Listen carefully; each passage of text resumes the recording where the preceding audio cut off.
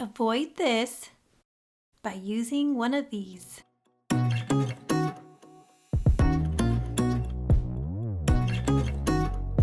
Hi guys, it's Katie from Yarn Society. Today is all about stitch markers and the 5 different ways you can use them in Amigurumi. My favorite are these locking stitch markers by Clover. They're really easy to open, they stay in place, and they come in a few different colors and sizes. Here is a small size.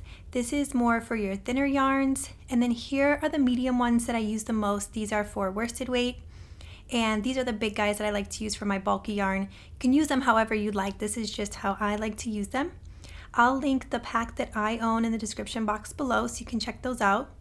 And then you can also get these really pretty stitch markers that are metal, or you can even use a safety pin that you find around the house. Those work out perfectly. That's what I used in the beginning before I bought these plastic ones.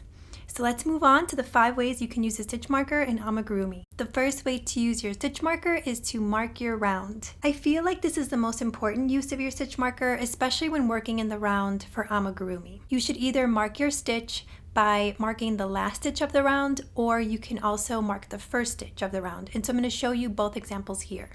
So here I just finished round 1 and I placed a stitch marker on the last stitch of my round.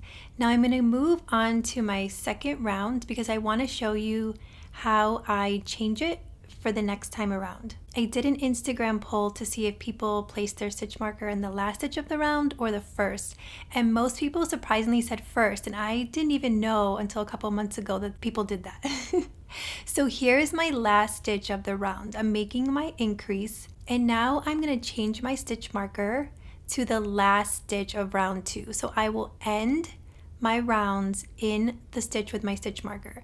Then I'll continue crocheting all the way around, and I'll know that my stitch with the stitch marker is my last stitch. If you want to place your stitch marker in the first stitch of the round, we would go into the first stitch of round 2, and I'm going to make my stitch and then place my stitch marker. Then I'm going to continue all the way around round 2. I tried to do this way on one of my amigurumis and I got so confused because I'm just so used to the other way that my brain could not comprehend this way. But many people love it, so do what you like. So now you're going to stop the stitch before your stitch marker because that's your first stitch.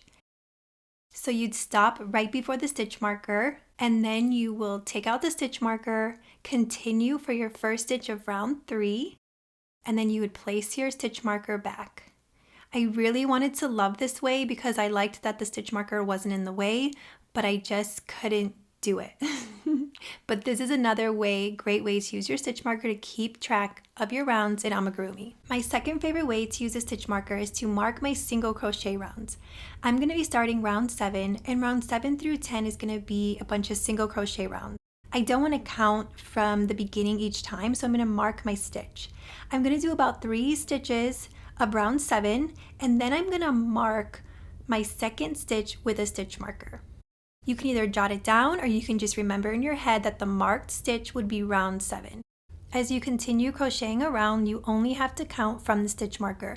Knowing that it's round 7, you can continue on until you reach round 10. I've reached round 10 and I've saved a ton of time counting, so I knew that this was round 7 and it continued from there. 8, 9, and 10. So now I know that my next round would be round 11. If you haven't used this trick, definitely use it. It's a time saver and a sanity saver as well.